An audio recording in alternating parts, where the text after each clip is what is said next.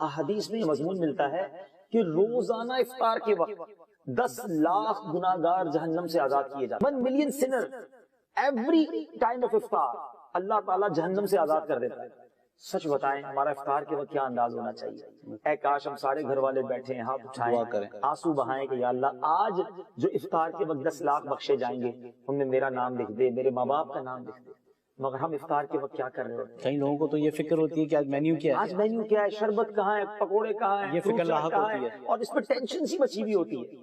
خدارا پلیز، یہ مغفرت کا وقت ہے، یہ مانگنے کا وقت ہے، یہ آنسو بہانے کا وقت ہے. اس بار رمضان میں پتہ کیا کرنا، جب آپ کے گھر میں افطاری تیار ہو جائے تو اپنی افطاری سے پہلے نکالنا وہی اچھی چیزیں اور کسی ایک گھر میں بھیج دیں، ایک غریب کو کھلا دیں، اپنے کسی ملازم کو بچا ہوا نہ کھلایا کرو یار، اب بہترین کھلاؤ. جملہ یاد رکھو، اچھا دو گے تو اچھا ملے گا، پورا دو گے تو پورا ملے گا، ٹوٹا دو گے تو اب آپ کی مرضی کون سا چاہیے. اللہ کی بارگاہ میں دل دیکھا جاتا ہے کہ جب میری باری جاتی ہے تو یہ کیوں گھٹیا مال دیتا ہے، ہمارے پیسے اللہ کو تھوڑی جاتے ہیں، مگر رب کی بارگاہ میں نیت دیکھی جاتی ہے. انجوائے کیا کرو، خرچ کرو اور شکر ادا کرو، یا اللہ تیری مہربانی. جب بھی دین کی راہ میں خرچ کرو نا، اچھا پھر گن گن کر بھی بڑا خرچ کرتے ہیں لوگ.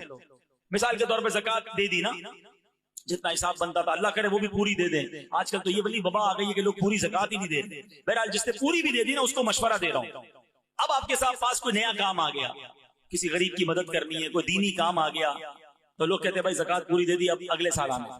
ایک حدیث سن لو جس کا مضمون ہے گن گن کر خرچ نہ کرو ورنہ وہ رب کریم بھی تمہیں گن گن کر عطا فرمائے. جب اللہ دیے جا رہا ہے تم کیوں روک رہے ہو؟ اور دو وہ اور دے گا، اور دو وہ اور دے گا، یقین تو رکھو نا. تو اس بار پوری زکات، زیادہ صدقہ و خیرات اور اچھے دل سے دیں گے انشاءاللہ. یہی گڑبڑ ہم کہاں کرتے ہیں فطرے کے اندر. کیا گڑبڑ کرتے ہیں؟ فطرہ کون سا دیتے ہیں؟ بچپن سے سن رہے ہیں گندم کا فطرہ 50 روپے کا، 50 روپے دے دیے، 60 روپے تو 60 دے دیے، 100 تو 100، 150. وہ پوری حدیث تو سنو. میرے آقا نے 4 فطرے بیان کیے ہیں، جو کا، کشمش کا، کھجور کا، پھر چوتھے نمبر پہ گندم کی باری آتی ہے. ہماری تو سٹارٹ ہی گندم سے ہوتی ہے، سب سے سستی والی ہے نا. سستا والا فطرہ کون سا؟ وہ لے لو. عید کے دن فطرہ دیتے ہیں نا، عید سے 2-4 دن پہلے دیتے ہیں. عید کی خریداری کرنے جب جاتے ہیں دکان پر تو کیا بولتے ہیں؟ بدے سے سب سے سستا والا کپڑا نکال دو، یہ بولتے ہیں. نہیں اچھا والا دکھاؤ، برانڈیڈ. نہیں کوالٹی کون سی آئی ہے؟ عید ہے بھائی، جوتے اچھے والے، بچوں کے لیے برانڈیڈ. یعنی اپنے لیے خریدنا ہے تو اچھا ٹاپ لیول، اللہ کی راہ میں دینا تو سستے والا فطرہ. اپنے دل سے پوچھو یار، جب ٹھیک کر رہے سارا رمضان جو اجوا کھجور سے افطاری کر سکتا ہے وہ کھجور کا فطرہ کیوں نہیں دے سکتا؟ بہترین افطاری رب نے تمہیں پورا مہینہ کرائی، تمہیں روڈ پہ بیٹھ کر افطار نہیں کرنی پڑی. جب اللہ کی بارگاہ میں دینے کی باری آئی سب سے نچلی کیٹیگری کا فطرہ. میں نہیں کہتا فطرہ ادا نہیں ہوگا، کوئی اس کو مسکنسپشن نہ بنائے. غریب آدمی ٹھیک ہے وہ فطرہ دے دے، اس کا ہو جائے گا، مگر جس کو رب نے کروڑوں سے اچھا بنایا وہ کیوں ایسی کام کرتا ہے بھائی؟ ہاں اچھی نیت کرو، اللہ تمہیں اتنا نوازے گا تم سوچ بھی نہیں سکتے.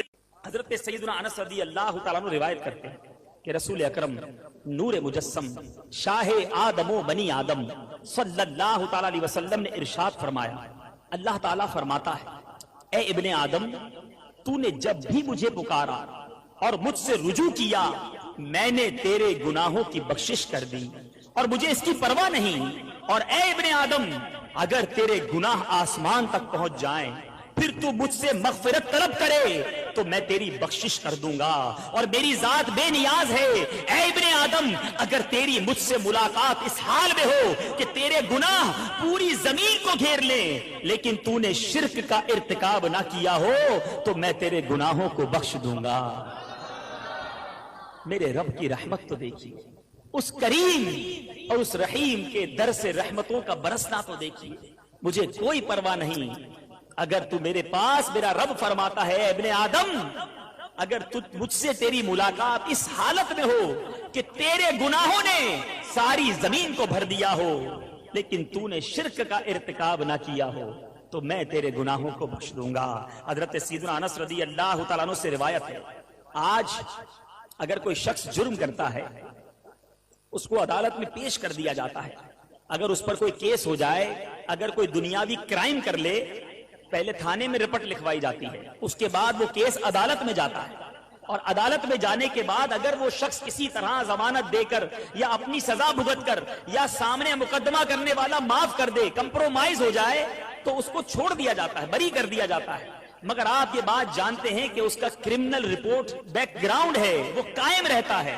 کسی کو اگر آج سے 5 سال پہلے بھی سزا ہوئی ہو تو کورٹ میں اس شخص کا وہ کرائم رپورٹ باقی رہتی ہے, تھانے میں اس کا نام ضرور رہتا ہے, اس کا کریکٹر کلیئر نہیں ہوتا. میرے رب کا دربار بڑا نرالا ہے, اس رحمان کے در کے اصول بہت نرالے ہیں. اللہ اکبر. حضرت سیدنا انس رضی اللہ تعالیٰ عنہ سے روایت ہے کہ رسول اکرم نبی مکرم شہنشاہ دو عالم صلی اللہ تعالیٰ علیہ وسلم نے ارشاد فرمایا کہ جب بندہ اپنے گناہوں سے توبہ کرتا ہے تو اللہ عز و جل لکھنے والے فرشتوں کو اس کے گناہ بھلا دیتا ہے, اور اس طرح اس کے اعضاء یعنی ہاتھ پاؤں کو بھی بھلا دیتا ہے, اور اس زمین پر اس کے نشانات بھی مٹا ڈالتا ہے, یہاں تک کہ قیامت کے دن جب وہ اپنے اللہ سے ملے گا تو اللہ عز و جل کی طرف سے اس کے گناہ پر کوئی گواہ نہ ہوگا. غور کیجئے میرا رب کتنا کریم ہے. ارے بندہ ہی ہے جو اس کے دربار میں سر نہیں جھکاتا, بندہ ہی ہے جو اس کی بارگاہ میں آنسو نہیں بہاتا. آج کسی کا دل دکھا دیں, آج کسی کا حق دبا لیں, معاف تو کروا لیں گے مگر اس کے دل سے نہ نکال سکیں گے. کرائم رپورٹ اور آپ کا کرائم بیک گراؤنڈ ختم نہیں ہو سکتا, مگر میرے رب کی شان یہ ہے کہ جب وہ توبہ قبول فرماتا ہے, جب وہ بندے کو معافی عطا فرماتا ہے تو فرشتے جو گناہ لکھتے ہیں ان کو گناہ لکھنا بھلا دیتا ہے. جس زمین پر گناہ ہوتے ہیں اس زمین کو وہ جرم بھلا دیتا ہے. اللہ اکبر. جب وہ بندہ رب کی بارگاہ میں پیش ہوتا ہے تو اس کے تمام گناہوں پر کوئی گواہ بھی نہیں ہوتا, میرا رب اس کی بخشش فرما دیتا ہے. اے میرے پیارے اور محترم اسلامی بھائیوں, میرے آقائے دو جہاں صلی اللہ تعالی علیہ وسلم نے توبہ کے حوالے سے جو ترغیبات ارشاد فرمائی, ایسی احادیث کرام بھی موجود ہیں کہ جس میں میرے آقا نے توبہ سے متعلق ہمیں ترغیبات ارشاد فرمائی ہیں کہ توبہ کرنے کے بارے میں ترغیب دی گئی. آئیے وہ حدیث پاک سنتے ہیں. حضرت سیدنا انس رضی اللہ تعالیٰ عنہ کہتے ہیں کہ رسول اکرم صلی اللہ تعالیٰ علیہ وسلم نے ارشاد فرمایا, سارے انسان خطا کار ہیں, سارے انسان خطا کار ہیں, اور خطا کاروں میں سے بہتر وہ ہیں جو توبہ کر لیتے ہیں. ایک اور جگہ ایک آدمی نے حضرت سیدنا ابن مسعود رضی اللہ تعالیٰ عنہ سے پوچھا, ایک آدمی نے گناہ کیا, کیا اس کی توبہ کی کوئی صورت ہے؟ حضرت سیدنا ابن مسعود رضی اللہ تعالیٰ عنہ نے منہ دوسری طرف پھیر لیا, پھر دوبارہ ادھر توجہ کی تو ان کی آنکھیں ڈبڈبا رہی تھیں, آنکھوں میں آنسو تھے. فرمایا جنت کے 8 دروازے ہیں, سب کھلتے اور بند ہوتے ہیں سوائے توبہ کے, اس لیے کہ توبہ کے دروازے پر ایک فرشتہ مقرر ہے جو بند نہیں ہوتا. اس لیے نیک عمل کرو اور مایوس نہ ہو. اے میرے پیارے اور محترم اسلامی بھائیوں, اللہ تبارک و تعالیٰ کی رحمت کے قربان, غور طلب بات یہ ہے کہ آج اگر ہم کسی کی بارگاہ میں کسی بڑے افسر کا کوئی ایسا کہا ٹال دیں, کسی حکمران کی بات کو ٹال دیں, اس کا حکم نہ مانیں, اس کا دل دکھا دیں, اور پھر دل میں تمنا کریں کہ وہ